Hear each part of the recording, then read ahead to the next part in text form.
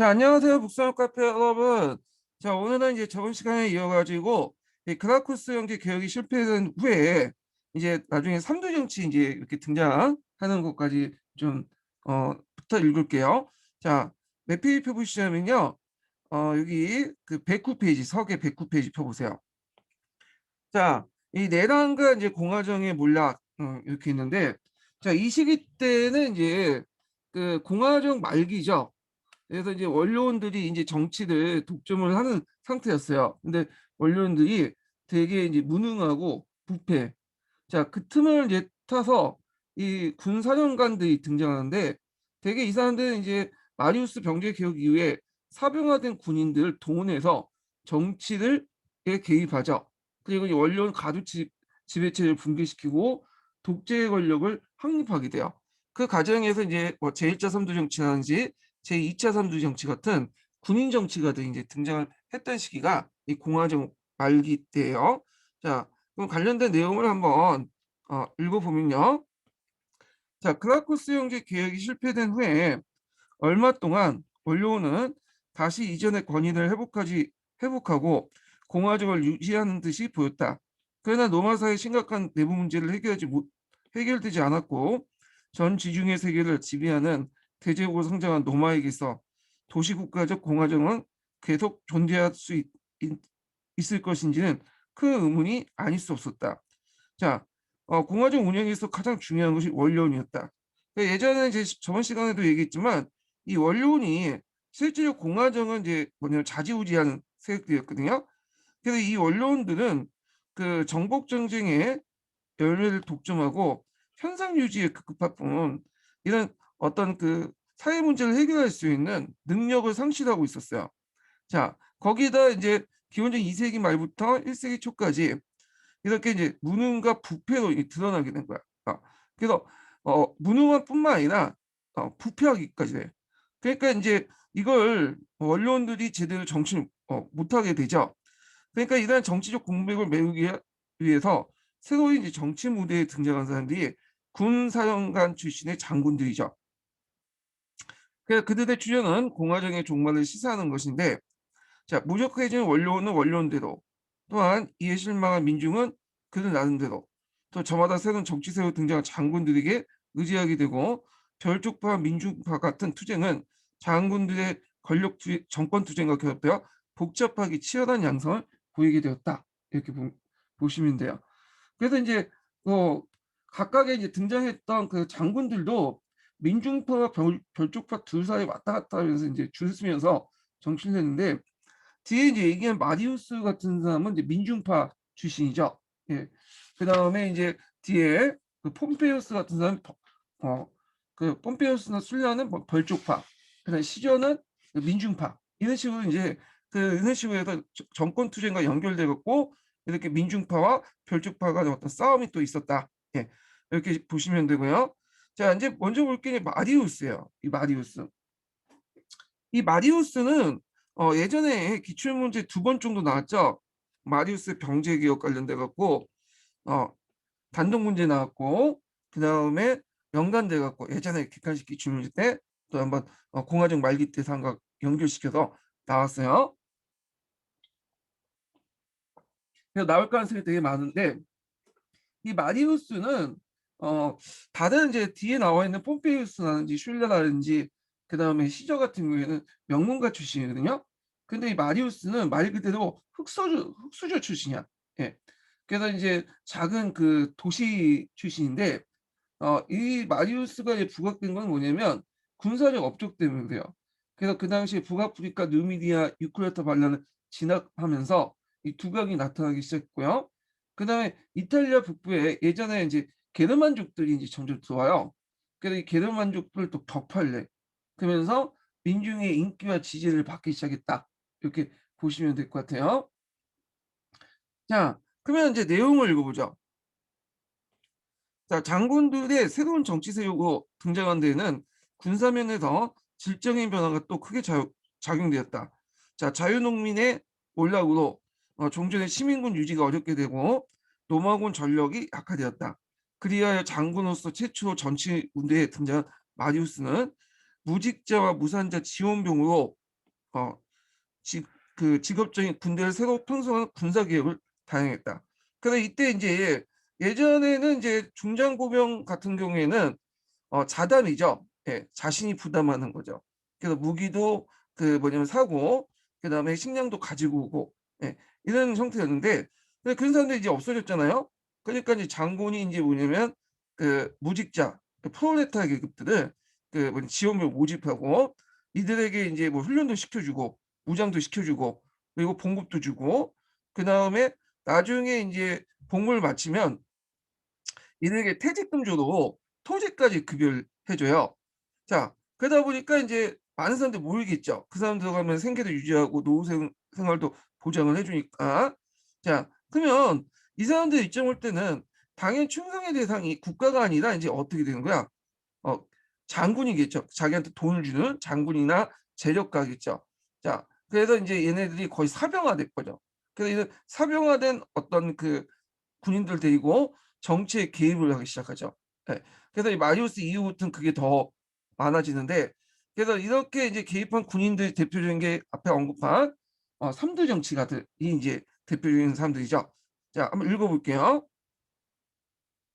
자 이 마리우스 군제 개편 내용이 한번 나왔으니까 요거 좀 기억을 해 두세요. 네, 새로운 군대 직업군인은 무장을 공급받고 봉급을 받으며 16년간 복무를 마치면 보너스와 더불어 토지를 급여되어 정착할 수 있는 특전을 받게 되었다. 그리하여 유능한 장군 밑에 복무하는 직업군인은 전리품이 들어오는 보상도 많고 노후 생활 안정을 확실히 높아졌기 때문에 국가에 대한 충성보다 장군에 대한 충성이 앞섰고 장군의 사병이나 다름없게 되었다. 자 바로 이렇게 인제 변질된 군대를 배경으로 장군들은 노마 사회 내부의 갈등과 원로원의 무력화를 이용해서 이 무력화라는 말은 원로원이 무력을 가지고 있다는 게 아니라 아 이거는 없을 무자죠. 심리학자죠. 그러니까 얘네들이 뭐냐면 힘이 약해졌다는 거예요. 예. 그래서 능력이 없어졌다. 상황 대처 능력이 상실됐다. 이렇게 이제 보시면 돼요. 자 그래서 이런 걸 이용해 정치 무대에 등장했다. 자 마리우스는 작은 도시 출신의 신인이었으며 원론의 무능과 부패를 쉽게 진압되지 않던 원론의 무능과 부패로 쉽게 진압되지 않던 북아프리카 누미디아 왕의 유쿠라타의 반란을 진압을 했어요. 자 이 누미디아는 많이 들어보셨을 거예요. 처음에 얘네들이 카르타고에 붙었죠. 그래서 카르타고 용병을 대주고 특히 누미디아 기병대는 되게 유명해요. 칸나의 전투에서 그게 활약을 했죠. 그런데 나중에 인제 포에니 전쟁 2차 포에니 전쟁 후반에 들어가면 또 노마에 붙어. 예. 그래서 카르타고를 배신하고 그래서 붙고 노마의 또 수적 역할을 하다가 또 여기에 또 인제 노마가 인제 지중해를 패권을 장악할 쯤에 또 반란을 일으켜. 이리저리 붙으면서 개겼던 세력들이에요. 자 하여튼 이 반란 세력들을 진압을 했다는 거죠. 자 그는 어 다시 이탈리아 북부 국경의 게르만족인 키프리와 토토니 이런 족들을 이제 격퇴하면서 그 명성을 떨치고 민중의 인기와 지지를 받게 되었다. 그 얼마 안 돼서 이제 중부 및 남부 이탈리아 동맹시들이 전부터 요구했던 시민권을 내걸고 반란을 일으켰죠.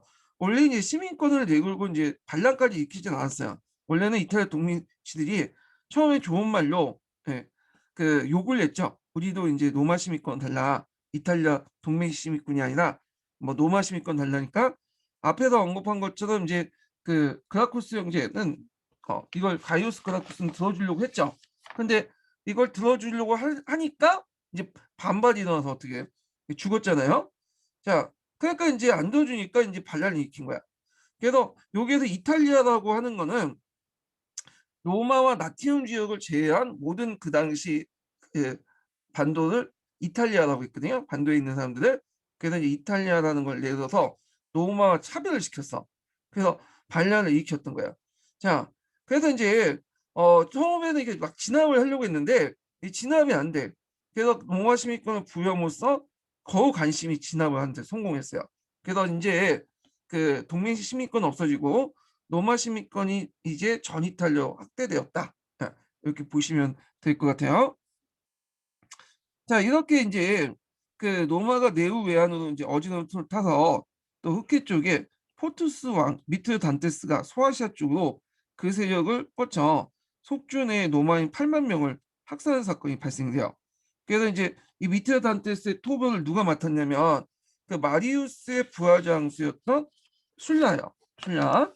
자, 이 마리우스의 부하 장수 술라는 그 마리우스와 달리 명문가 출신이에요. 예.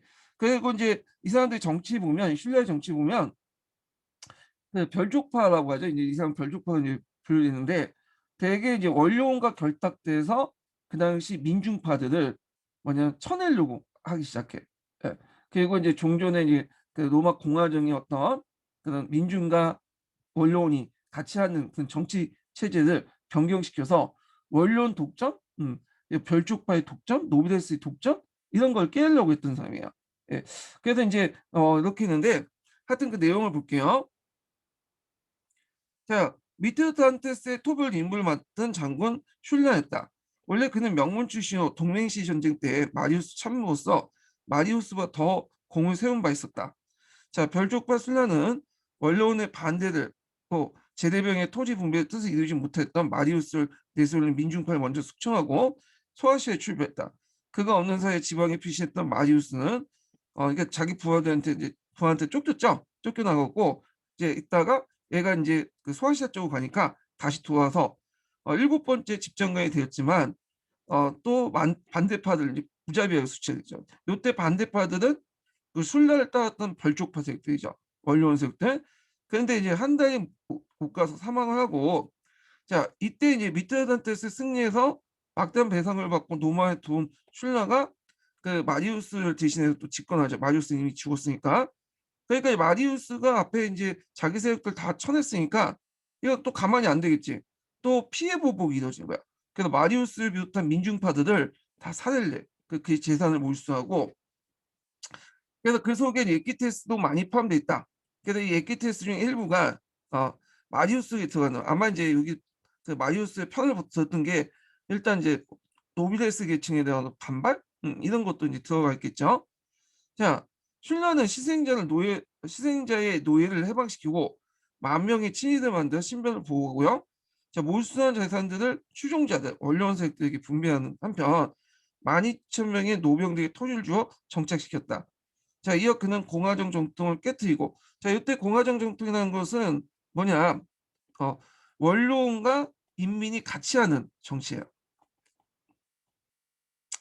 형식상, 형식상 물론 이제 실질적인 권한은 원로원들이 다 있지만 예전엔 인민도 같이 뭔가 하는 것처럼 보여줬잖아. 그래서 이제 이런 그 정통이 있었는데 이걸 다 깨뜨렸어. 그리고 자기가 이제 종신 독재감이 돼. 그래서 종전에 이제 그 로마의 견제와 군영의 원리에 입각해서 했던 호민간 제도들, 호민간 집정관 제도를 이제 없앴다고 보시면 돼요.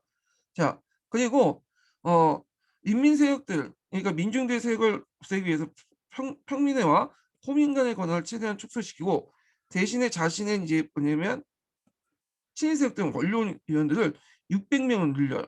좌파 사람들 충당했다. 자, 요 내용이 예전에 이제 시험문이 나왔거든요. 술라의 개혁인지 계약이죠. 예. 하여튼 이런 계약을 하게 돼. 예.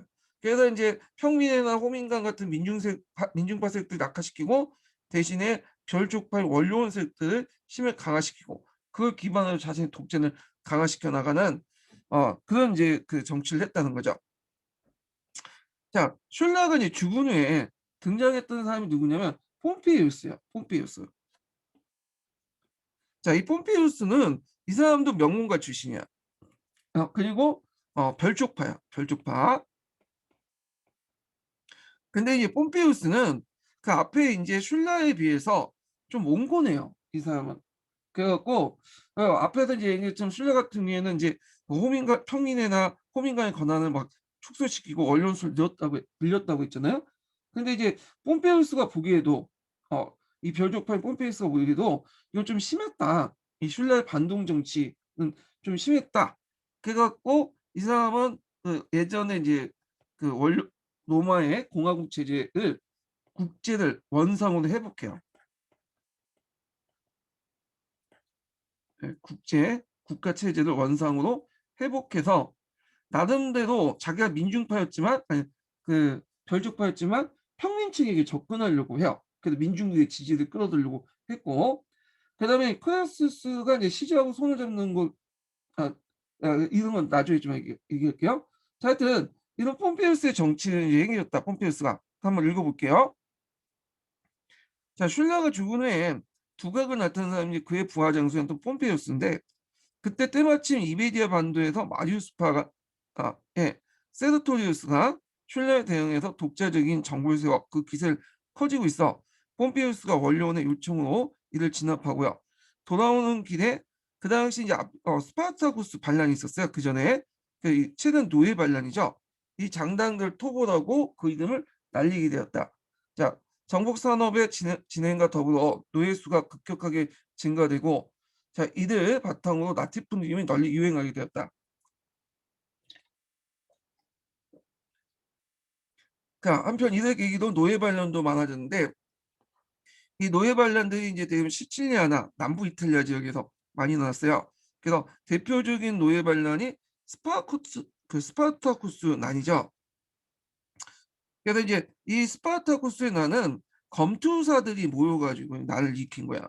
그래서 그 당시 이제 로마 시민들에게 빵과 서커스를 제공해 줬잖아요. 그 차원에서 이제 검투 시험을 그 검투 사들 양성해갖고 이제 큰 경기장에서 검투 시합을 보여주고 했어요. 이 빵과 서커스 차원에서. 근데 이 대부분 사람들이 자유민도 있지만 검투사들이 검노라고 해가지고 노비 출신, 노예 출신들이 많아요. 예. 그리고 이들이 이제 특수하게 이제 훈련을 돼갖고 이제 양성이 됐던 거죠. 그들은 이제 잘 나가면 이제 인기 스타가 되지만 못 나가면 죽을 수도 있고 싸우다가 사자밥이 될 수도 있어. 예. 그래서 이제 좀 약간 노동 조건이 좀 나쁘다고 할까요? 자, 그러니까 이제 불만을 가질 수밖에 없겠죠, 이 사람들이. 그래서 이제 이때 스파르타쿠스를 중심으로 캄파니아 지방에서 반란을 일으키고 수많은 노예들 호응으로 그 세력을 순식간에 커졌고요. 자, 그리고 한때는 로마군을 격파를 해요. 결국 남부 이탈리아 지역을 휩쓸고 다녀.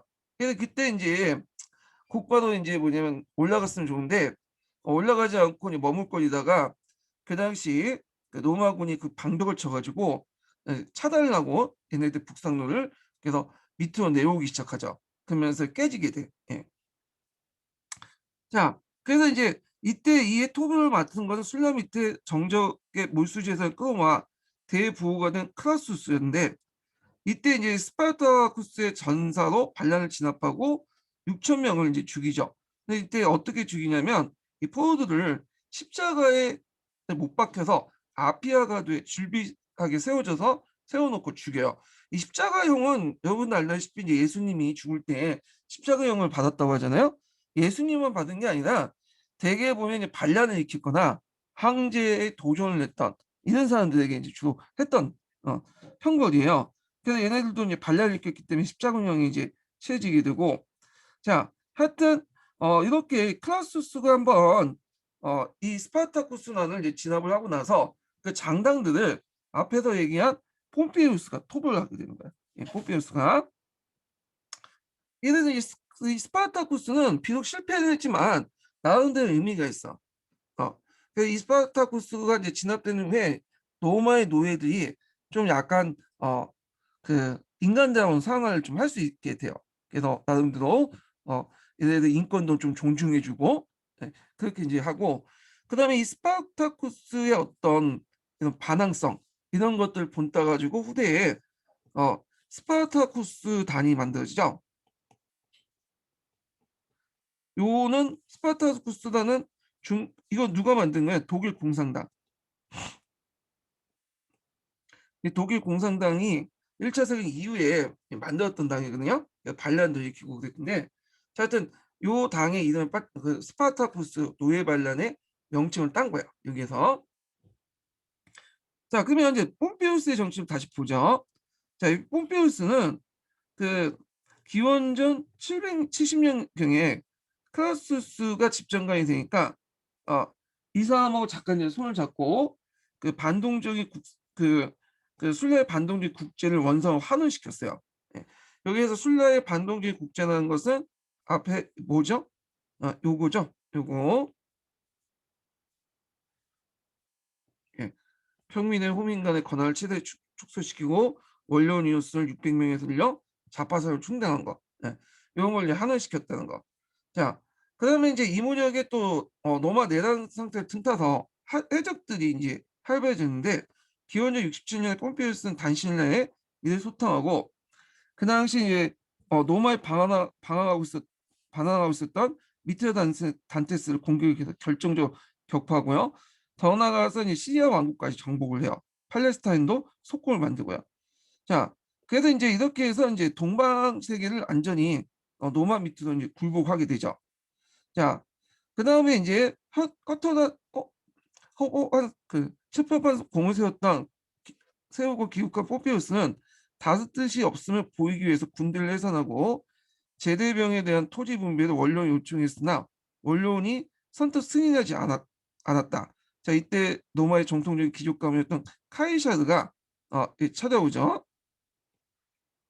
시저라고 하죠. 자, 그래서 이제 이 카이샤드는 그 당시에 정치 구도가 이 폼피우스하고 클라스투스 이렇게 나눠져 있었거든요. 근데 얘들이 이제 처음엔 사이가 좋았는데 나중에는 사이가 별로 안 좋아요. 좀 대립하고 있었어. 그 얘네들을 좀 하야시키고 얘네들을 하야시키고 어 여기에 이제 하야시키고 얘네들을 이제 끌어들여서 자기까지 끌어들여서 삼두 정치를 한 거야. 네. 그러니까 얘네들이 폼피우스나 클라우스가 만든 정국에 카이샤드가 하야시키면서 숟가락을 얹었다 이렇게 보시면 돼요. 그래서 처음에 삼두 정치, 1차 삼두 정치가 할 때는 이 카이샤드가 그렇게 힘이 크지 않았어요. 자체적으로 병력도 없고 그리고 그 당시 빚도 많이 져가지고 한장 상당히 궁금하게 살았던 시기였어요. 자, 하여튼 그래가지고 이제 이렇게 제1차 삼두 정치가 행해졌다. 자, 이 카이사르는 상당히 정치적 인물이에요. 이 사람도 이제 폼페이우스와 함께 명문 귀족 출신이거든요. 근데 별족파가 아니라 이 사람은 민중파야. 자, 예전에 말했지만 민중파들이 꼭 뭐냐면 그 흑수저만 구성된 게 아니에요. 왜냐 금수저다도 자기 별족파 안에서 이제 권력을 행사하지 못하면 쫓겨나서 민중을 동원해 갖고 정권을 잡으려고 하는 사람들이 많았거든요. 그 대표적인 케이스가 이 카이샤드예요. 이 카이샤드. 자, 카이샤드는 자기 딸 율리아를 일단 폼페이우스한테 시집을 보내요. 예. 그래서 이 폼페이우스와 결합을 시키고 그리고 이제 기원전 59년 집정관이 되어 폼페이우스 노병에 대한 토지 분배를 실시했다. 예. 그리고 이 사람이 이제 갈리아 총독 이제 임명이 되는데 이 갈리아라는 땅은 이제 어떤 땅이냐 하면 그 갈리아 족도 이제 되게 넓은 지역에 이제 북부 이탈리아부터 해갖고 갈리아족들이 살았던 지역이 그리고 이제 프랑스, 뭐 스위스, 네덜란드 등등 이런 지역들 이제 갈리아라고 하죠. 여기에서는 되게 프랑스 일대라고 보시면 돼요. 예. 그래서 이제 여기에 살았던 여러 다민족들이 있어요. 한 300개 정도 넘는 민족들이 있었거든요. 그래서 이제 그걸 이제 로마에서는 갈리아라고 이제 그 하면서 그 갈리아족이라고 갖고 이제 통칭을 했죠. 예. 자, 그 갈리아 원정을 왜 했냐면 이제 그 스위스에 갈리아의 한 계통인 헬버트족인가 헬버트족이 있었어. 예. 이 헬버트족이 남해 그 남쪽 그 북부 이탈리아 공격한 거야. 그래서 이들을 막는 동시에 예, 갈리아족들 통합을 하면 안 되겠다. 예, 잘못하면 갈리아족들이 통합해서 로마를 공격하겠다. 그러면 갈리아의 본거지를 치자. 그래가지고 이제 원정을 하게 된 거죠.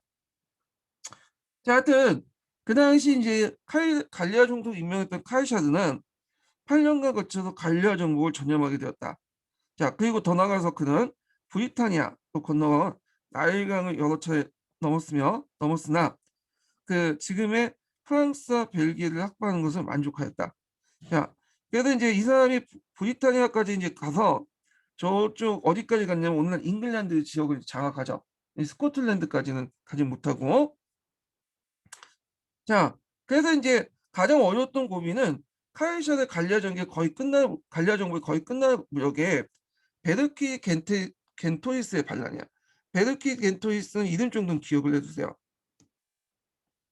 예. 자, 이 사람이 이제 어떤 사람이냐면 그 당시 갈리아족들은 이제 여러 그 뭐냐 부족들로 구성되어 있고 분열돼 있었거든요. 자, 그래서 이제 그 갈리아족들을 통합시키려고 노력했던 사람이야. 이 사람이요. 그래서 이제 통합시켜갖고 카이샤한테 개겼는데, 자, 그때 이제 최대 전투가 뭐였냐면 알레시아 전투예요. 예, 이거 좀 외워두세요. 이 알레시아 전투는 어떻게 이제 하냐면, 자, 베르케 게토리스가 이제 요새를 만들어요. 알레시아는 요새를 이제 만들어 놓고 자기 부하들 있고 여기 와요. 그리고 나서 이걸 보고 이제 노마군들이 같이 따라와. 이 노마군들이 또 이 부근에 성체를 쌓고 얘들을 이제 공격하죠. 포위를 하면서.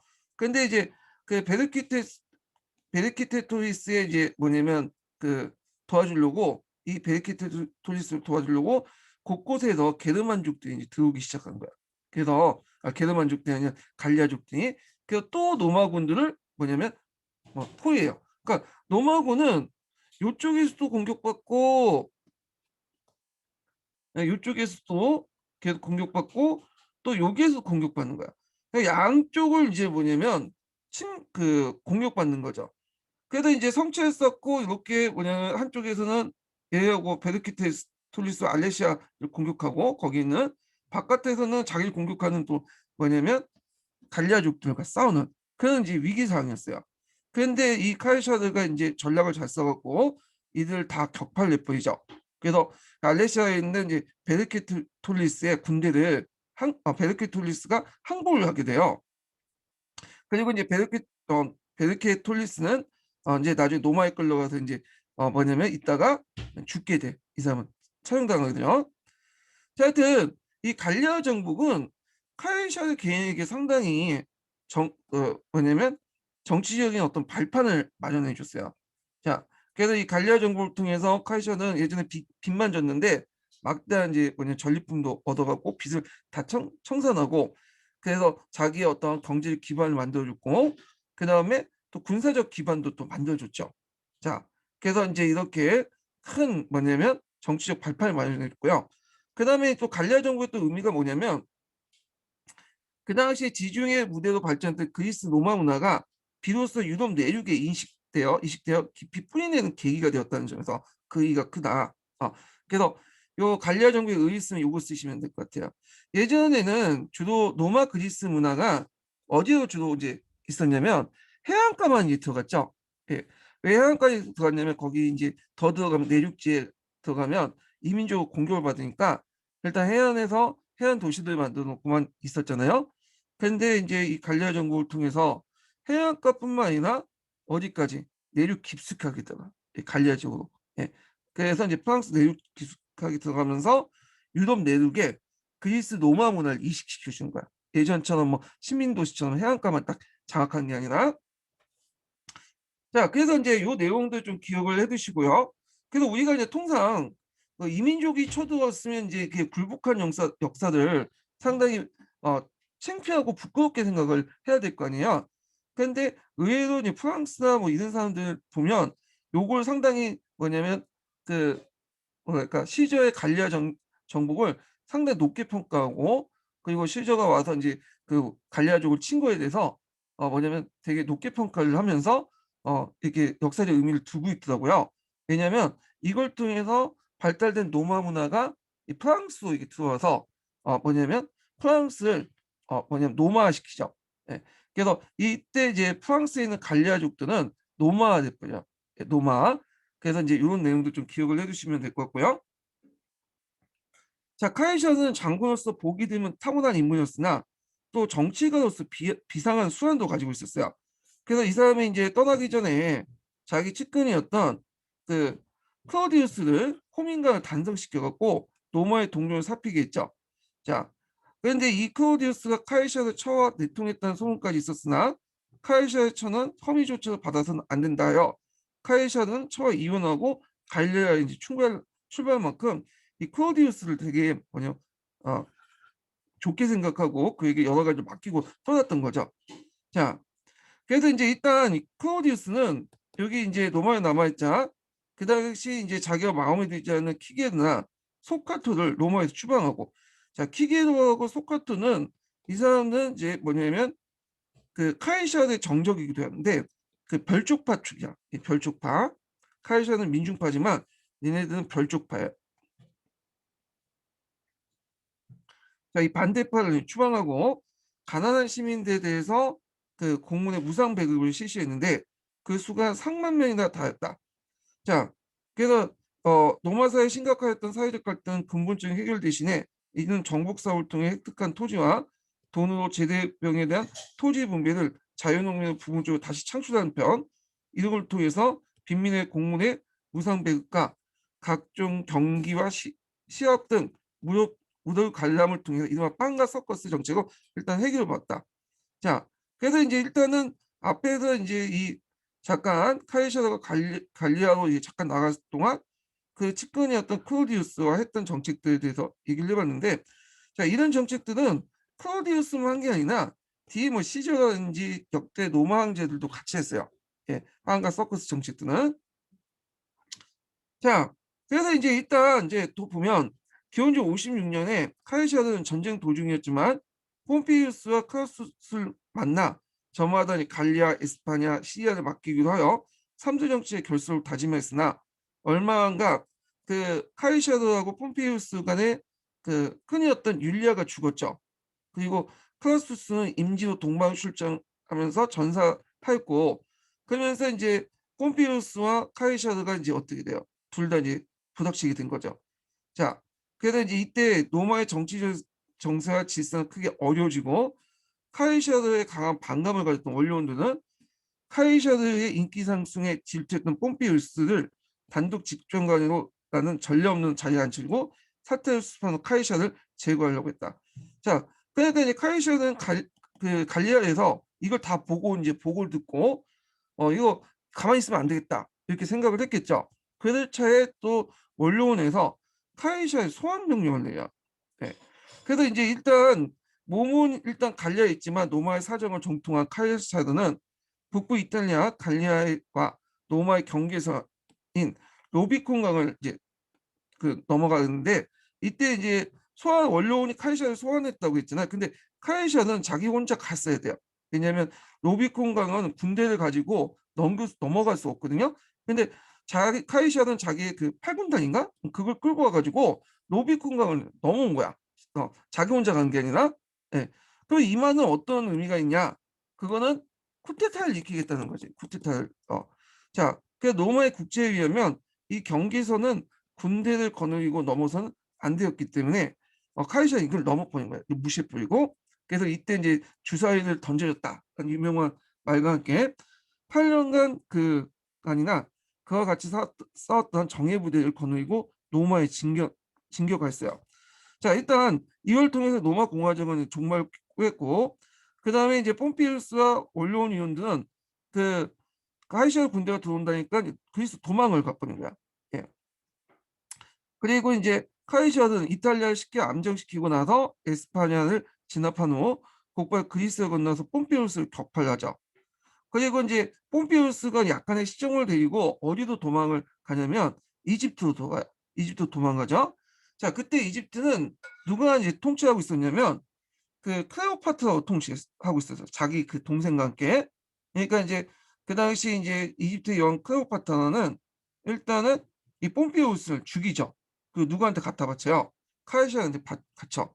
그래서 카이사르는 이때 또 클레오파트라 이제 눈을 맞아가지고 그 여기에서 이제 한동안 지내게 되고 아들까지 내죠. 예, 아들까지 나고 카샤리노는 아들까지 나게 돼요. 자, 하여튼 클레오파트라의 반대 세력을 진압한 후 카이사르는 소아시아의 미트라단테스의 아들을 격파하고 다시 로마에 들어와서 아프리카의 원로원 장당들을 물리치고 그리고 에스파냐 폼피우스의 잔존세까지 토벌하게 돼요. 자, 그래서 이제 이렇게 하면서 이제 뭐냐면 그 카이사르가 종신 독재감이 되면서 로마 제국의 유일한 지배자가 되려고 했고 더 나아가서 이제 황제까지 이제 꿈꾸게 되죠. 이 사람은요.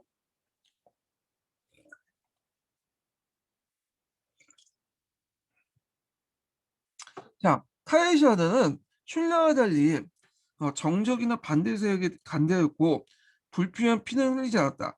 자, 그는 특권과 무능과 부정을 증오했으며 사회개혁을 구상하였으나 이들 실천한 충분한 시간의 여유를 찾지 못했다. 그래도 그는 독재권을 장악한 후 로마 재건과 개혁을 이제 착수했는데 그 내용이 예전에 한번 시험 문제 나왔어요.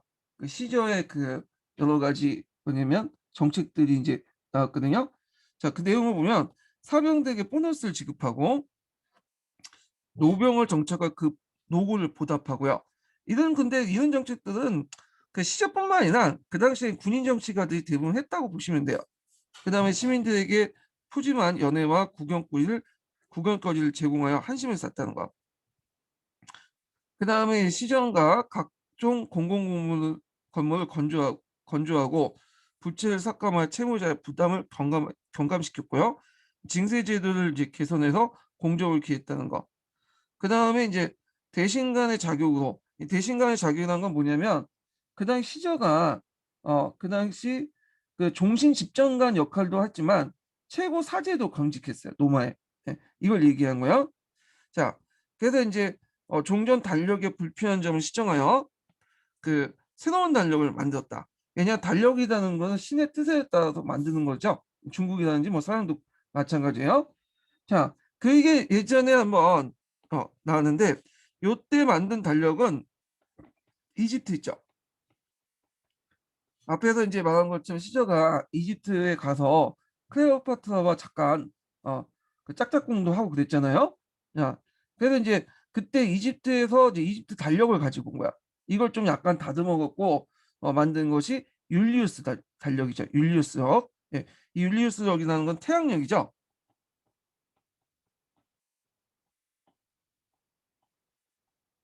그리고 이걸 약간 이제 나중에 다듬은 거 그레고리 역이죠. 그레고리 역. 그래서 오늘날 그레고리 역을 이제 사용하고 있죠. 우리가. 자, 이게 예전에 한번 시험 문제 나왔어요. 요게 기출문제. 자, 그 다음에 이제 또 이 사람은 무상배급 정책을 또 해요. 예. 근데 이제 무상배급은 좀 약간 이제 좀 재정이 많이 들겠죠. 자, 그래서 원래는 무상배급 정책을 이제 좀 하다가 잘 안 되니까 이 카이샤르가 이제 어떤 식으로 이제 하냐면 이 무상배급을 절반으로 줄이는 대신에 얘네들 이제 카르타고나 코닌도 같은 해외 새로운 시민 도시를 만들어요. 그래서 이들 가난한 시민들 이주시키고 정착시키려고 했다. 그래서 이제 그 당시 집권자들이 그 당시 프롤레타리아 계층, 그러니까 무산자 계층들 해외로 많이 보내려고 했어요. 그래서 곳곳에 시민 도시를 만들어갖고 그들을 이제 이주시키려고 했다는 거. 그래서 제가 예전에 얘기한 것처럼 이제 그 각각의 노마의 도시들 특징 중에 이런 자치도시도 있고 신민도시도 있다고 했잖아요. 이 신민도시는 이렇게 노마가 확장하는 과정에서 이 노마에 있는 어, 빈곤한 사람들을 밖으로 뭐냐면 배출시키기 위해서 이렇게 만들었던 계획 도시들이에요. 예. 그래서 노마 제국이 이제 그 커지면서 노마식 도시 문화도 뭐냐면 확산돼. 그리고 곳곳에 노마식 도시도 많이 만들어지고요. 예. 자, 하여튼 이런 식으로 해갖고 이제 시민들 이주시켜서 이들의 이제 인기를 끌려고 했고 북부 이탈리아의 갈리아와 시칠리아에 라틴 시민권을 부여하는 등 제국의 점진적인 노마를 정책을 촉발 대디었다. 자, 그래서 이제 이런 여러 가지 정책을 했지만 결국에는 이제 앞에서 한 것처럼 그 동방식 군주제를 이제 성립을 하려고 했잖아요. 그러니까 당연히 공화주의 정통을 지키는 공화파들이 가만히 있겠어요? 아니죠. 그래서 이제 공화파들이 손을 짜고 이 뭐냐면 죽이게 되죠. 그래서 브루투스를 비롯한 한 열 몇 명인가? 열 몇 명이 이제 모여서 시저를 죽였다고 그래요. 근데 시저가 인복이 없는 게 이 사람을 죽인 사람 중에 브루투스는 자기 그 예전 여자친구의 어, 아들이었고 그리고 평소에 이제 총애했던 사람이었죠. 그리고 거기에 이제 가담했던 그 시절을 죽이는 가담했던 세네 명은 예전에 갈리아 원정 때 같이 따라갔던 부장 출신들이야. 자기가 총애했던 부장들이야. 근데 그런 사람들이 측근하게 죽은 거야. 예. 자, 하여튼 이때 이제 공화주의 정통이라고 하는데 이때 공화주의 정통은 뭘까요? 이 공화주의 정통은 인민이 통치하는 그런 정통이 아니에요. 오늘 민주주의 이렇게 생각하시면 안 되고요. 요거는 이제 뭐냐면 원로원들의 기득권을 이제 뭐냐면 지키는 거죠. 왜냐면 황제가 되면 그 당시 이제 그 시저가 민중들의 지지를 받아서 황제가 될 뿐이면 당연히 누구의 권한을 약화시키려고 했어요. 원로원들의 권한을 약화시키려고 하겠고, 그 원로원들이 지금까지 누렸던 이 공화주의 체제에서 누렸던 어, 기득권이 이제 없어지게 되는 거잖아요. 그러다 보니까 이제 이 그 시저의 군주 체제 수립에 대해 반대를 했던 거야. 그래서 결국에는 공화파에서 암살이 됐다. 자, 그래서 이제 이렇게 해서 이제 끝났고, 관련된 내용들 잠깐만 이거를 어, 자, 안토니우스까지 한번 읽어볼게요. 일단 자, 죽었어 이 사람이. 자, 그래서 이제 브루투스를 비롯한 여러 사람들에 의해서 단검을 카이사를 암살을 하게 되죠. 자, 그래서 이제 일단 이 브루투스 일당들은 이 공화파들은 자신들이 이제 카이사를 죽였으면 민중들이 시민들이 환호할 것이라고 생각했어요. 근데 그렇지 않았죠. 그에 이제 카이사르의 부하 장수였던 안토니우스가 카이사르의 추도 연수를 하면서 카이사르가 유언장을 공개하는데 그 유언장에 뭐가 되냐면 자기 재산들 다 시민들에게 나눠주겠다. 어, 그러니까 이제 시민들이 감격받아서 이제 어떻게 돼요? 이 당시 이제 카이사를 죽이는 공화파를 막 비난을 하게 돼요. 그래서 공화파들이 쫓겨나게 돼. 이 노마에서. 자, 그러면 그 과정에서 이제 시저가 죽은 후에 이제 무슨 이제 새로운 이제 정치 세력가들이 등장하는데 그 중에 제일 유명한 사람이 안토니우스야. 이 안토니우스는 자, 이 안토니우스는 상당히 유능한 장군이야. 예. 그래서 모두 다 시저가 죽은 후에 이 안토니우스를 뭐냐면 자기 후계자 지목할 것이라 생각했어. 시저가. 근데 시저가 막상 죽고 그 유언장을 보니까 안토니우스를 자기 후계자 지목한 게 아니라 누굴 지목했냐면 옥타비아누스를 지목했어요. 이 옥타비아누스는 그 당시엔 듣보잡이었어. 듣보잡. 그래서 이제 시저의 누나의 그 뭐냐면 손자가 그래요. 이렇게 자기 이제 친척분이 되는데 이 시저가 이제 이 옥타비아누스가 총명한 걸 보고 자기 양자로 삼았던 거야. 예. 그리고 나서 얘를 그리스로 유학을 보냈거든요. 그래서 이제 시저가 죽을 때 옥타비아누스는 고작 그 뭐냐면 20살에 불과했어요. 이 사람이 이제 시저가 죽었다니까 이제 와가지고 일단 시저 장례를 치르고 이제 했는데 자 그러면 옥타비아누스는 뭐 때문에 시저가 이렇게 얘를 이제 후계자 지목했냐면 안토니우스는 군사적 능력은 뛰어나요. 근데 정치적 감각이 없어. 이 사람이. 어, 근데 오타니우스는 거꾸로 군사적인 능력은 별로 없어요. 근데 정치적 능력은 되게 있어. 예. 그러니까 이제 시저가 생각하기에 나라가 안정하고 체제가 뭐냐면 만들어지려면 정치적 능력이 뛰어난 사람이 필요하다. 그래서 이 옥타비아누스를 뭐냐면 지목을 했던 거죠. 자기 후계자로. 그리고 이제 옥타비아누스가 약간 이제 뭐냐면 좀 군사적 능력이 부족하니까 그 옆에 이제 자기 이제 부하 장수였던 아그리파라는 사람이 있어. 이 사람을 붙여줬어. 예. 이 아그리파는 여러분들 미술 시간에 그 조각상 많이 나온 거 있죠? 그 사람, 이 사람이에요. 그래서 이제 이런 식으로 이제 시절을 이제 뭐냐면 그 적에도 그 시절을 일단은 정해놨죠. 그리고 나서 이제 이렇게 있고 거기다 나중에 누가 끼어드냐면 그 레피두스가 끼어들어요. 레피두스가. 그래서 이제 이렇게 해서 레피두스 그 다음에 안토니우스, 옥타비누스 제2차 3대 정치가 행해지게 되죠. 자, 그러면 한번 읽어볼게요.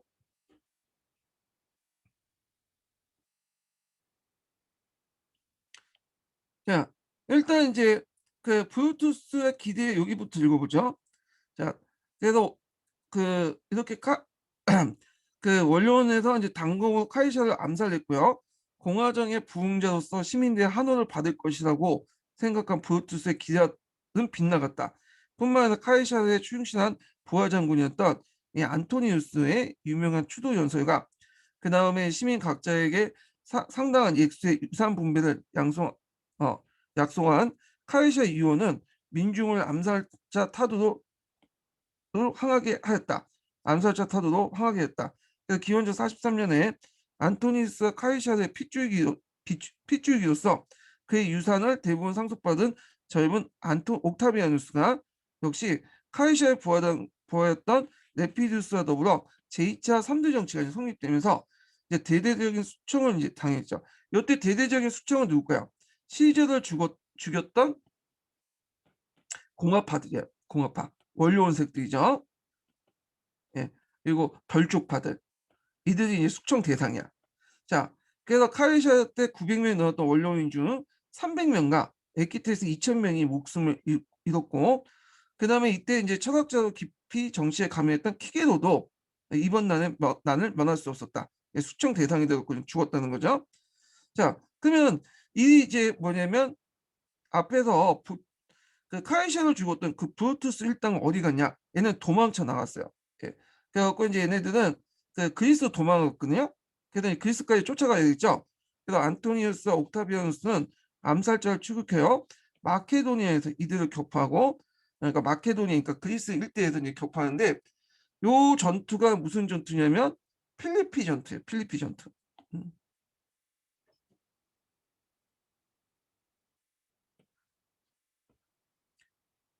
자, 필리피 전투인데 이 필리피 전투도 유명해요. 외워두세요. 이 전투도 이제 유명한데 서양사 강좌였는데 서기에는 내용만 있고 없더라고요. 이 명칭이 필리피 전투 적어두시고, 자 이때 이제 그 한판 붙게 되죠. 안토니우스하고 그 다음에 옥타비우스는 그때까지는 이제 한 편이었어요. 예, 이렇게 이제 붙고 이렇게 하나 붙고 또 이제 카시우스하고 그다음 브루투스 이렇게 이제 또 붙어. 그래서 이제 한판 싸운 것이 필리피 전투인데 결국에는 연합군에 의해서 뭐냐면 얘네들이 죽죠. 브루투스는 이제 싸우다 죽고 이 카시우스는 그냥 자살했고요. 이 사람이 또 자살이 좀 이상하게 자살했는데 지금도 아이러니해요. 근데 이것까지 얘기하면 좀 골치 아프니까 넘어가고. 자, 하여튼 브루투스와 카시우스는 자살했다. 때마침 안토니우스가 상처한 것을 기회로 가부로 있었던 옥타비아누스 누이 옥타비아를 후초로 들어가게 되어 삼두 정치의 결속은 굳어진 것처럼 보였으나, 자 원래 상황의 필요성에 따른 산물이기 때문에 오래 지속될 수가 없었다. 그래서 이제 기원전 36년에 레피두스가 삼두에서 탈락한 후 이제 로마 제국은 옥타비아누스와 안토니우스 두 사람에 의해서 나눠갖게 되죠. 그래서 옥타비아누스는 서방을, 안토니우스는 동방을 지배하게 되는데, 자 그래서 두 사람의 대립이 점차 격화되었다. 자 동방을 지배했던 안토니우스는 이 사람은 이제 그 로마에 있지 않고 이집트에 가 있었어요. 이게 제일 큰 신수인데 그때 이집트에 또 누가 있었어요? 클레오파트라고 있었죠. 그래서 클레오파트는 앞에 카이샤로 왔때도 짝짝꿍했는데, 자 여기 젊은 안토니우스가 오니까 더 이제 뭐냐면 짝짝꿍하게 돼. 예, 그래서 서로 이제 뭐냐면 부둥켜 안고 로마에서 무슨 일을 했는지도 잘 모르고, 그러니까 이제 로마 시민들이 이제 안토니우스 상당히 안 좋게 보죠. 예, 그 저기 이집트 가서 클레오파트라의 치마폭에 쌓여갖고 우리 로마 시민들을 신경도 안 쓴다. 그래서 이제 뭐냐면 버림을 받아. 네, 시민들로부터. 자, 하여튼 이런 가운데 이집트의 주저하는 로마를 무시한 태도를 보였고 옥타비아누스는 이걸 이용했죠. 그래서 그 당시 로마 시민들 성동에서 바라 이 안토니우스는 자 우리를 버렸다. 자 이집트의 군주지 로마를 위한 사람은 아니다. 뭐 이렇게 성동을 하죠.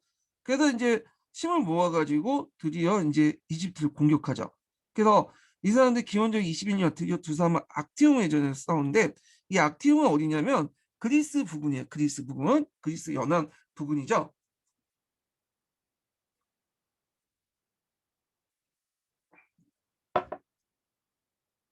이거 예전에 한번 시험 문제 나왔죠. 악티움 해전. 자, 악티움 해전에서 이제 싸우게 됐는데, 자, 이때 누가 이겼어요? 옥타비우스가 그 당시 그 클레오파트라 안토니우스 연합군을 격파를 하죠. 자, 이 자세한 내용은 제가 기출문제 분석에서 적어놨는데 시간 관계에서 이건 이제 내용은 그 밑에 이제 기출문제 분석 내용을 보고 참조를 해주시고요.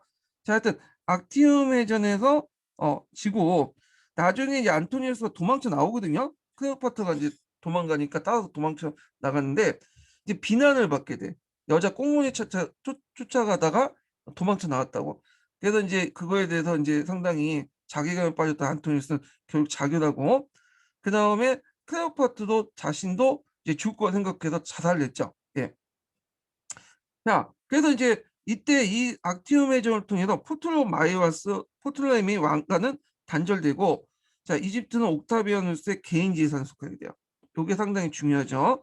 이집트는 그 당시 지중해에서 제일 많은 곡창지대였죠. 제일 곡창지대로서 밀을 많이 생산을 했죠. 그리고 또 이집트는 예전에 이제 파라오가 모든 재산을 가지고 있잖아요. 이집트 국내에. 그거에 정통에 따라서 옥타비아누스도 파라오가 되니까 이집트에 있는 모든 재산을 갖게 돼. 그래서 이 옥타비아누스가 나중에 재정을 할 때 재정적 배경이 됐던 중에 하나가 이집트를 갖는 거야. 예. 자, 그러면 요 악티움 해전의 의미를 좀 볼게요. 일단 아까 이제 이집트를 소유할 수 있었다는 거. 예. 옥타비아누스가. 그리고 이것을 통해서 이제 동부 지중해 패권을 완전히 장악해. 예. 그래서 이제 지중해 패권을 완전히 장악했다.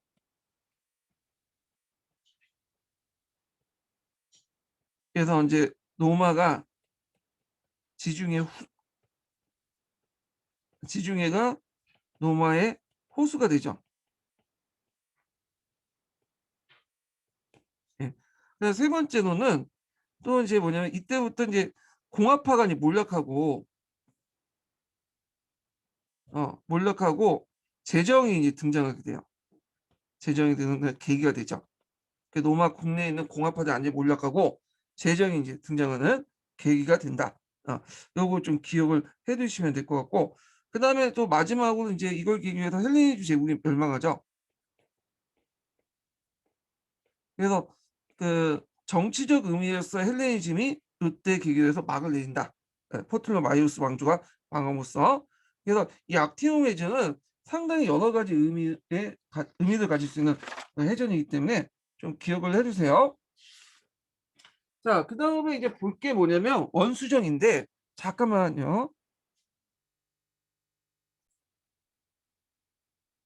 자, 그러면 이제 재정의 성립은 이제 넘어가기 전에 그 서양사 강좌에 있는 내용을 좀 읽어볼게요. 자, 서양사 강좌 48페이지 보세요. 48페이지. 자, 여기 이제 관련된 내용을 좀 볼게요. 이게 중요한 내용이기 때문에 전체적으로 좀 볼게요. 네, 자세히. 자, 이렇게 1년의 위기. 그러니까 1년의 위기는 그 앞에 이제 뭐냐면 공화정 말기 때 여러 사회경제적 문제점을 말하는 거죠. 자, 1년의 위기에도 원로는 무능력하게 형상 유지에 급급했고, 군대를 배경으로 한 군인 정치가들의 정치적 야심은 더욱 노골적으로 표출되었다. 게다가 기족파와 민중파의 투쟁은, 자, 이때 기족파라는 것은 이제 서기에 말하는 별족파를 얘기하죠. 별족파. 주로 원로원 세력들 얘기해요.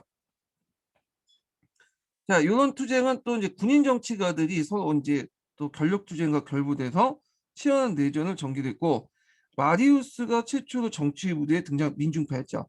자, 이 사람은 이제 그 기원전 107년에 콘sul이 된 후에 그 당시 군복무에 필요한 재산 자격을 철폐하고 무산 시민들도 군대에 받아들여 일종의 국가가 무장을 시키고 봉급을 지불하는 군제 개혁을 당했다는 거. 직업 군인제를 실시했다는 게 특징이고요. 그리고 기원전 100년에 육성 콘sul이 된 마리우스는 그 당시 이제 원료원의 반대에도 불구하고 그다음 자기 병사들 퇴역을 시키고 퇴역시키면서 땅을 나눠줬죠. 그래서 북아프리카, 시칠리아, 마케도니아 등등의 땅을 나눠줘서 정착시키는 법을 제정하고, 그다음에 제대할 때 토지를 주어서 정착시키는 정책을 추진했다. 예.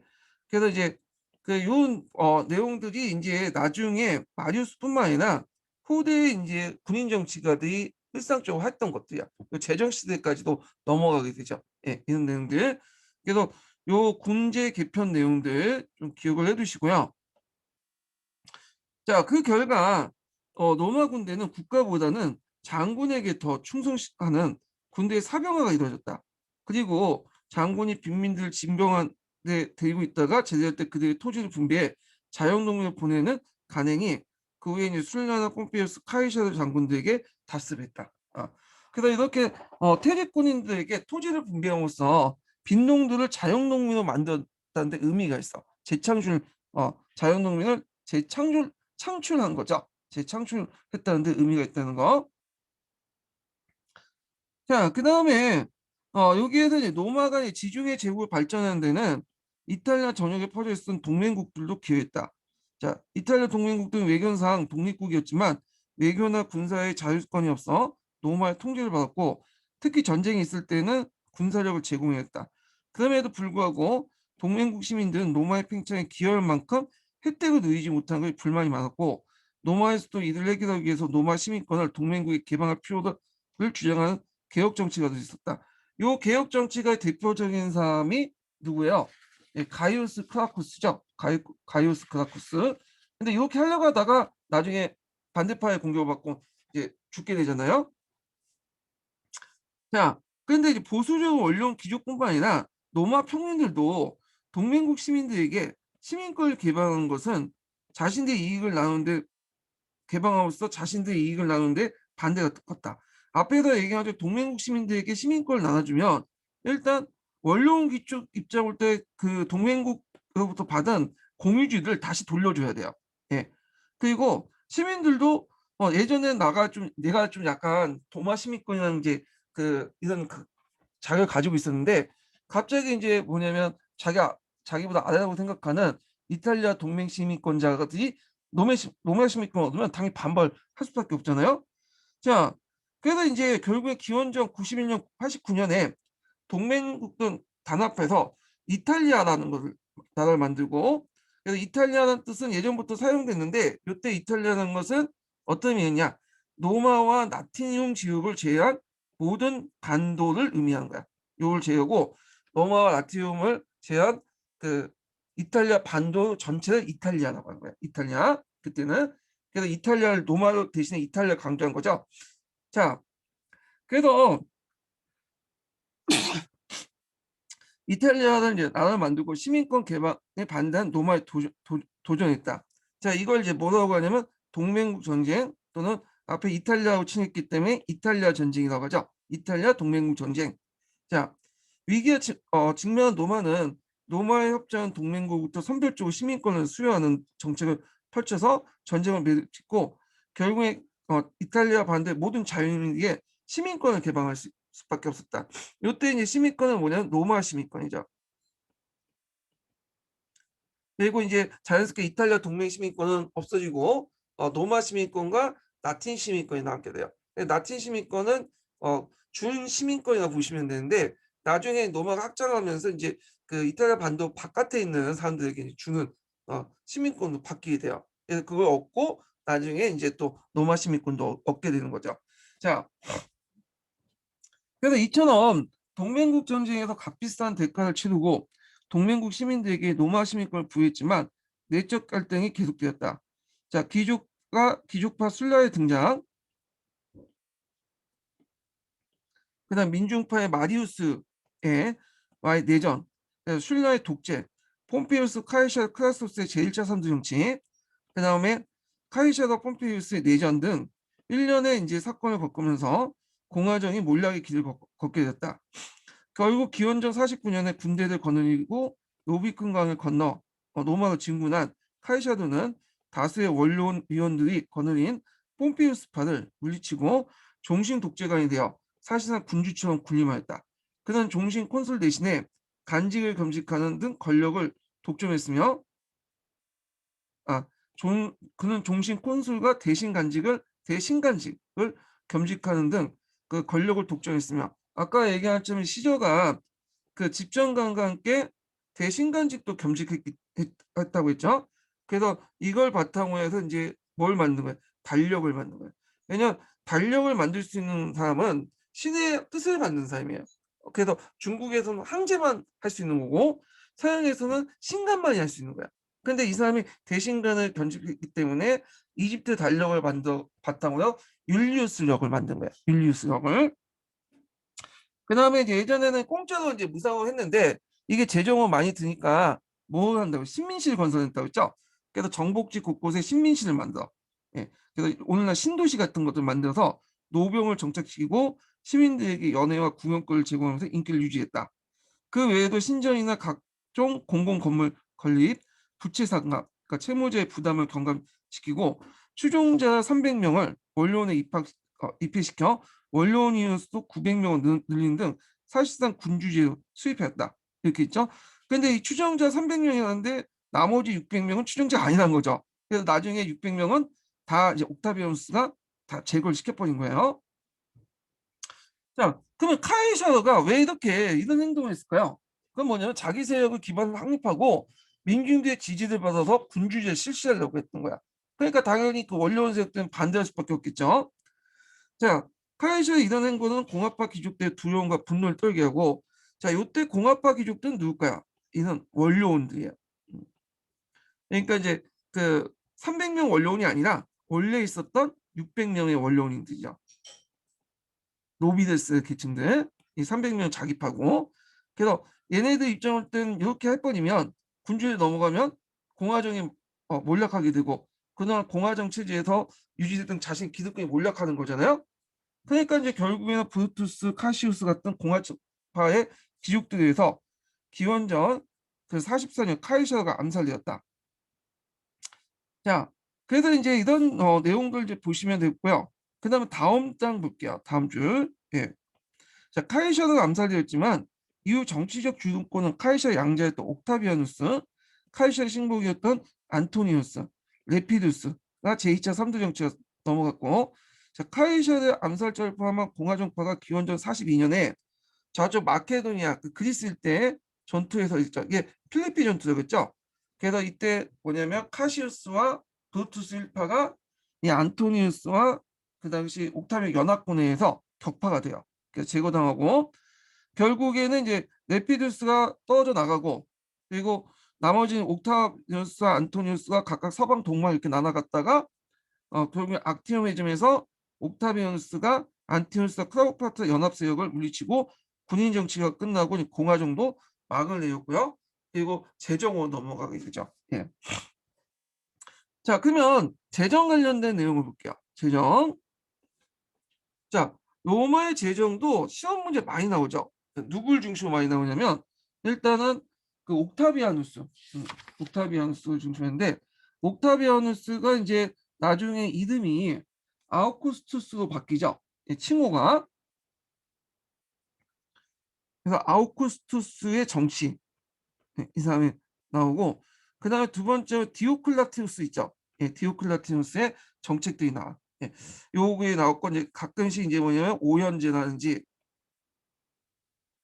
군인 정치가들이 이제 약간 독립된 문제는 아니었지만 뭐 오답이라든지 옆에 떠가지고 나왔죠. 그래서 공부해 주실 때 아우구스투스하고 디오클라티누스 정책은 꼭 기억을 해두시고, 한 가지 더 이제 추가하자면 콘스탄티누스 정책 있죠. 그러니까 이제 뒤에 기독교를 이제 공인했던 콘스탄티누스 황제 정책, 요것도 좀 기억을 해두시는데 요거는 기독교하고 연결시켜서 이제 보시면 될 것 같아요. 기독교하고. 자, 그러면 이제 여기에서 재정이라고 하는데 재정이라는 것은 황제가 통치하는 정치예요. 황제가 통치하는 그 정치를 재정이라고 하죠. 예. 그래서 그 로마의 황제를 임페라투름이라고 하죠. 임페라투름. 그래서 임페라투름이라는 것은 이제 원래 뜻은 정권을 가지고 있는 사람 아니면 개성 장군들에게 붙여진 칭호에 불과했는데 임시적인 거였어요. 근데 나중에 이제 군인 정치가들이 그걸 계속 그 칭호를 독점함으로써 뭐냐면 그 임페라투라는 칭호가 황제가 됐어. 그리고 또 이제 옥타비아누스가 아우구스투스라는 칭호를 받았잖아요. 존엄한 자. 이것도 일종의 또 황제가 되고요. 그다음에 또 이제 카이저, 시저죠. 이 시저라는 칭호도 일종의 황제라는 칭호는 이제 별칭이 되죠. 하여튼 이런 사람들이 통치하는 구조가 이제 뭐냐면 재정이에요. 근데 노멀 재정은 약간 두 식으로 나눠볼 수 있어요. 이렇게 이제 보면 그래서 정기, 후기 이렇게 보는데, 그래서 이제 앞에 이제 그 아우구스투스가 이제 집권했던 그 디오클라티우스 이전까지 여기를 이제 뭐라고 해요? 원수정이라고 하죠. 원수정. 그래서 프리캐스 제도라고 하죠. 프리캐스. 자, 원수정이라는 건 뭐냐면 원료원 명단의 제1 원료원의 제1의 시민 그런 뜻이야. 원료원 위원 명부의 첫 번째 이름을 기재한 제1의 시민, 이걸 프리캐스라고 하죠. 프리캐스. 자, 그래서 이제 있는데 이거는 무슨 말이냐? 나는 너하고 똑같은 시민이야. 다만 서열이 약간 높은 것뿐이야. 그런 의미야. 그래서 요거는 이제 뭐냐면 공화정 체제를 그대로 유지하고 황제라고 칭하진 않아요. 그렇지만 공화정 체제를 유지하고 황제로 칭하진 않지만 실제로는 제정이야. 그래서 공화정의 틀 속에 형식적인 틀 속에 실질적인 재정을 합쳐놓은 거예요. 네, 재정을. 그래서 이 아우구스투스도 자기가 죽을 때까지 자기를 황제라고 하지 않았어요. 왜? 어, 예전에 그 양아버지 시저가 노골적으로 군주제를 실시하려고 했다가 공화파들 반대를 받고 뭐냐 죽었잖아요. 그런 경험을 했기 때문에 일단은 명분은 공화정을 내세웠지만 실질은 재정을 운영하시고 하면서도 실제 뭐냐면 자기는 황제를 칭하지 않았어. 예. 자, 이런 식으로 이제 운영했던 제도가 뭐냐면 원수정의 특징이다. 요거 기억을 해두시면 되고요.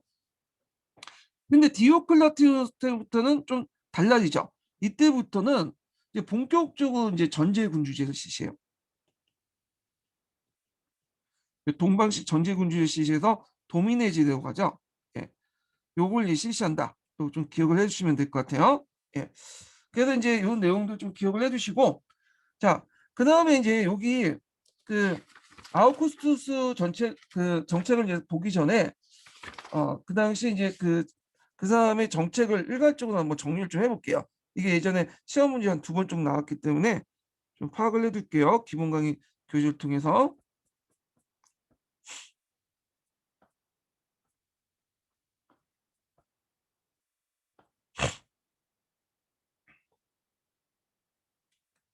자, 예전에 원수정의 의미가 나왔죠. 네. 프리캡스 정치는 뭐냐? 자, 아까 얘기한 것처럼 원료원 위원회 명부의 첫 번째 이름을 기재한 사람이고, 그리고 원료원은 황제에게 군대 지휘권, 속주의 관리 통제권을 부여하고, 그 다음에 자기가 스스로 황제라고 칭하지 않고 아우구스투스라고 종칭을 선사했다. 그래서 이제 카이사르 독재자의 지배가 실패된 걸 겨울삼아 공화정 체제를 살리면서 군대의 명령권을 비롯한 집정관, 호민관의 집권을 가지면서 단독 지배를 합법화시키는 지배체를 성립하려고 했다.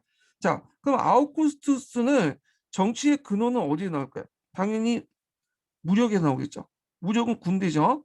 그럼 군대를 장악하기 위해서는 또 뭐가 필요해? 돈이 필요하죠. 재정이 필요해. 그러다 보니까 이 아우구스투스의 이제 뭐냐면 그 여러 가지 개혁은 군제 개혁과 재정 개혁에 초점을 맞추고 있어요. 여기. 그러면 재정 개혁을 또 올바르게 하려면 뭐야? 속주 통치의 개선도 있어야 되겠죠. 왜냐하면 세금이 속주에서 많이 들어오기 때문에 이집트를 비롯해서. 자, 그래서 이제 이런 체제가 후에 이제 뭐냐면 계속 연결돼. 그 후에 아우구스투스가 죽고 나서도. 자, 그래서 이제 그 후에 황제들도 어떻게 하면 재정을 확보해서 어, 그 군대를 양성하고 이런 군대를 통해서 충성을 받으면서 정권을 유지할까? 요게 이제 뭐냐면 얘네들의 그 정치적 목적이고 어떤 정치의 목적이 된 거예요. 자, 그러면 아우구스투스의 군제 개혁을 볼게요. 자, 아우구스는 이제 이 군제 개혁이 예전에 한번 시험문이 나왔죠. 자, 여기 보면 일단은 군 통수권을 황제에게 집중시켜. 이게 제일 중요해. 왜냐하면 예전에는 이 군 통수권이 누구에게 있어요? 각 사병들이 있었죠. 장군들에게. 그러다 보니까 장군들은 이제 이걸 가지고 막 정권 다툼도 하고 막 정치도 하고 그랬잖아요. 쿠데타도 하고. 그래 안 되겠다. 그래서 군 통수권을 자기에게 집중시키고 그래서 이제 사병을 공병화시켜 버려요. 황제에게 충성한 국가에게 충성하는 그런 군대로 만들고 그다음에 마디우스의 지원병제를 계승하죠. 그래서 이제 아예 형식적으로 남았던 진병제 폐지하고 지원병제, 직업군인제를 실시하고요. 그다음에 요걸 유지하기 위해서는 뭐가 필요해? 재정이 필요하죠. 그래서 군사 자금을 군대 운영한 자금을 자신의 개인 재정을 투여해요. 근데 이 아우구스투스의 개인 재정은 어마어마해요. 황제. 그래서 그 사우디아라비아 보면 그 왕세자 빈살란가 그 사람이 이제 2천억 달러가 뭐 그렇게 갖고 있다고 하죠. 그 정도의 어마어마한 재산들을 갖고 있어. 예. 자, 그러면 이제 군제 개혁 내용을 볼게요. 자기 측근은 이제 자기를 지킬 수 있는 치의대가 필요하죠. 그래서 황제 신변 보호나 특별 대우, 그 황제 신변 보호였으면 치의대를 만들고 이들에게 특별 대우를 해주고 이들은 이탈리아인으로 구성된다는 거. 그 다음에 이제 야전 군단인데 이 야전 군단은 어떤 사람들이면 그 제국 변경의 야전에 배치하는 거야. 그러니까 이탈리아 반도 벗어나서 곳곳에 이제 뭐냐면 속주들 있죠. 속주들에 근무하고 있는 그 뭐냐면 병력을 야전 군단이라고 해요. 야전 군단. 자, 그래서 얘네들은 이탈리아로 구성됐어요. 근데 이제 문제는 이탈리아인들이 거기에 거주하고 이게 야전에 배치하면 노마로 못 들어와요. 이탈리아로. 그러면 이제 거기에 살아야 될 거 아니에요? 그러면 당연히 결혼은 해야 되겠죠. 그러니까 그 속주민 여자들 결혼해요. 그러면 그 자식들이 계속 군인이 되고 세습이 되면 나중에 되면 뭐냐면 속주 출신을 메꿔지게 돼. 이 야전군대 등이. 자, 그 다음에 보조군인데 이 보조군은 야전군단이 이제 노마병이라면 정규군이라면 보조군은 여기에 보조해 주는 사람들이야. 대개 이제 어떤 사람이 속주민들로 구성돼 있고 이거 나중에 제대로는 노마 시민권이고요. 예. 그래도 이제 야전군단이 주로 이제 뭐냐 보병이라면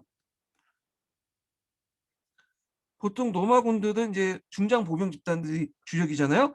근데 그걸 보조해주기 위해서 보조군들은 기병 중심으로 돼 있어. 기병이나 여러 뭐 궁수들이나 이런 등등 구성돼 있던 것이 특징이다. 네. 이런 것들 꼭 기억을 해주세요.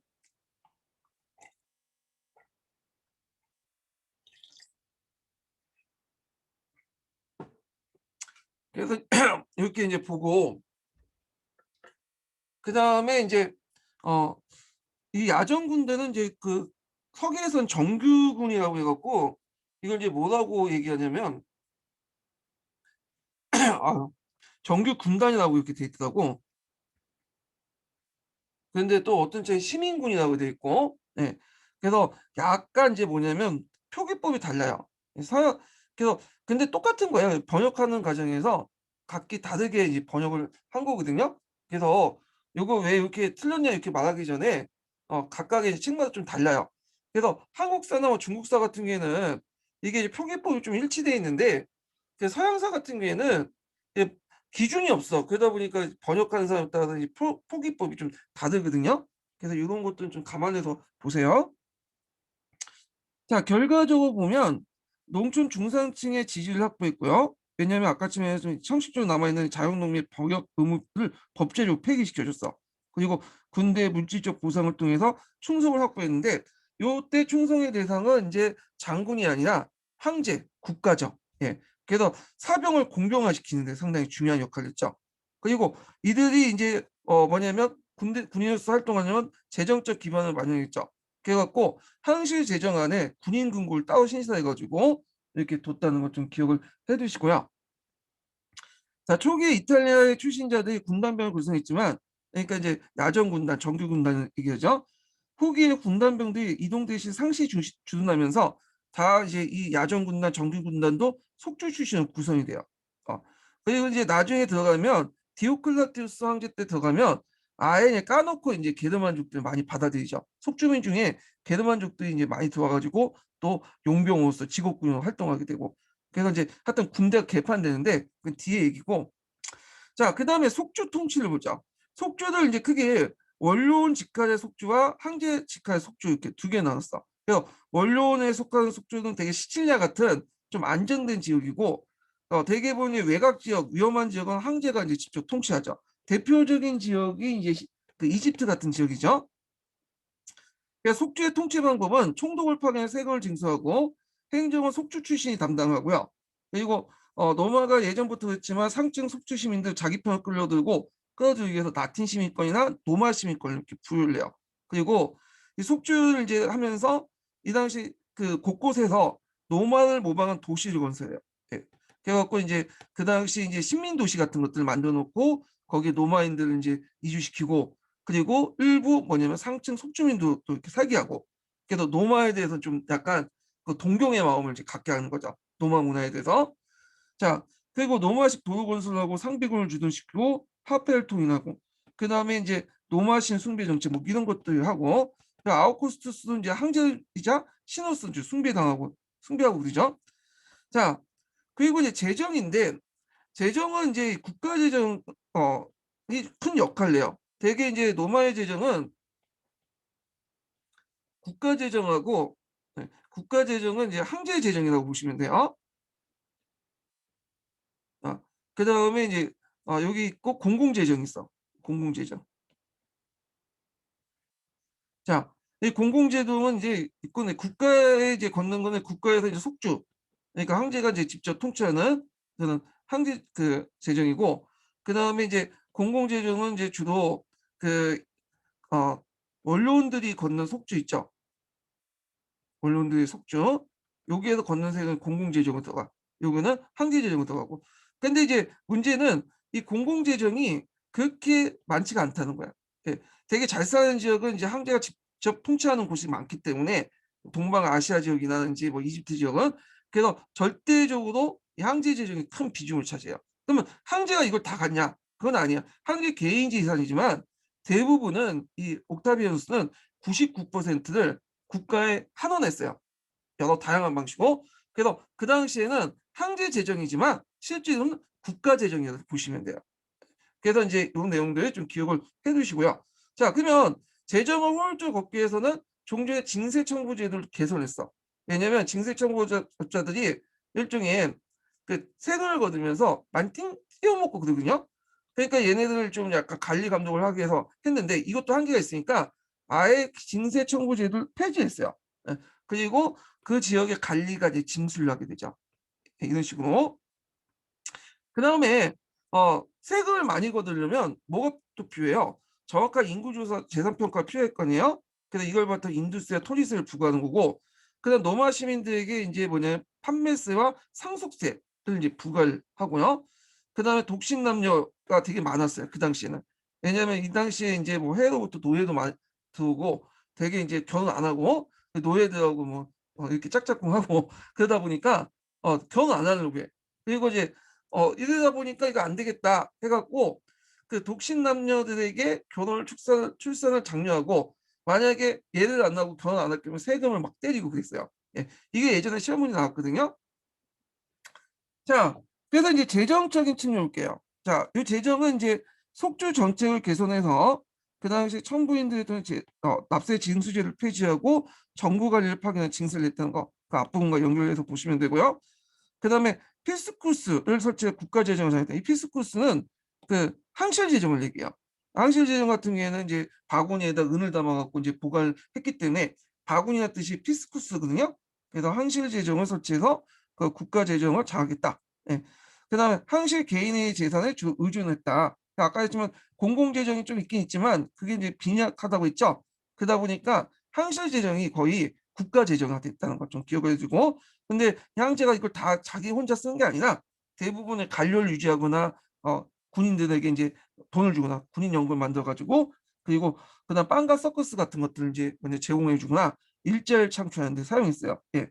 자, 그래도 이제 이 아우구스투스는 상당히 자기가 돈을 많이 가지고 있었지만 사치를 한 적이 없어요. 이 사람은 되게 절제를 했어요. 예. 그 절제를 하고, 물론 독재가였지만 독재자였지만 절제를 하면서 뭐냐면 항상 나라 근심도 많이 하고 그랬던 사람이야. 근데 그 뒤를 이었던 그 황제들이 그렇지 못해서 그런데, 자, 하여튼 이렇게 있고, 그 다음에 이제 외정으로서 다뉴브강과 엘베강의 노마 경계선을 설정을 시도하려고 했죠. 그렇지만 이게 실패됐어. 토이토프루크 전투에서 이제 패배를 하게 돼요. 이 토이토 그 프루크 전투가 이제 어떤 전투냐면, 그때 이제 그 아르미누스라는 사람이 있어요.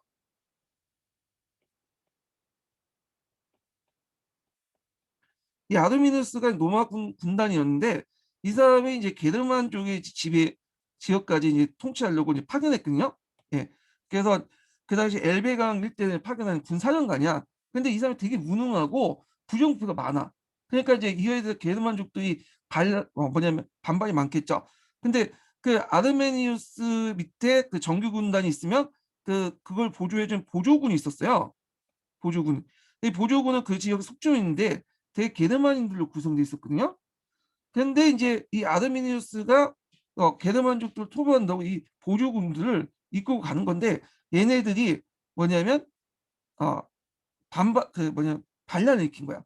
그래서 그 당시 정규군들이 이제 토이투프루크 숲에 통과할 때 그 양쪽에서 숲 양쪽에서 공격해 갖고 아예 몰살을 시켰었어. 그래서 세계 군단이 그때 점멸했다고 그래요. 예, 아르미니우스 세계 군단이. 그래서 그때 이제 노마군이 깼소리 못하게 당했던 이유가 뭐냐면 노마군들은 앞에서 그 평원전에서 되게 강해요.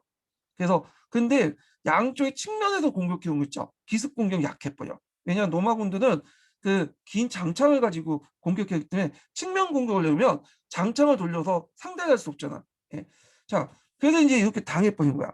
그래서 그 아르메니스의 그 상계 군단이 정렬됐다. 이렇게 보시면 돼요. 예. 그래서 이제 이렇게 있고 그 전투 이후 토이투브루크 전투 이후 이제 뭐냐면 어, 엘베강을 진출하는 거는 좀 힘들겠다. 그래서 좀 한 단계 내려가서 나일강까지 한 단계 좀 밑으로 내려갔어요. 그래서 엘베강이 아니라 나일강을 경계로 해서 이제 로마의 국경이 설정이 됐어요. 예. 그래서 요거 좀 기억을 해두시고 자, 그 다음에 이제 문해의 발달이 있었고 노마거리를 정비했고 사회기강을 확립해서 간통자를 추방했는데 그 당시에 이제 그 여러 가지 그 성적으로 문란했고 그랬나 봐요. 그래서 있고 그때 딸도 추방해 아우구스투스의 딸 있죠. 딸도 추방하고 있어요. 얘도. 자, 하여튼 그리고 나서 이제 자기 사이였던 티베리우스의 양이어서 끝나게 되는데 자, 요거 좀 기억을 해주시고요. 자, 그래서 이렇게 이제 만들었던 체제를 바탕으로 해서 한동안 노마에 의한 평화, 팍스노마가 지속이 됐다. 예. 자, 그러면 이제 요거 하고 좀 쉬었다가 서양사 개론을 이제 좀 읽어볼게요. 이거 하기 전에 인증번호 알려드릴게요. 첫 번째 인증번호는 26번이에요. 26번.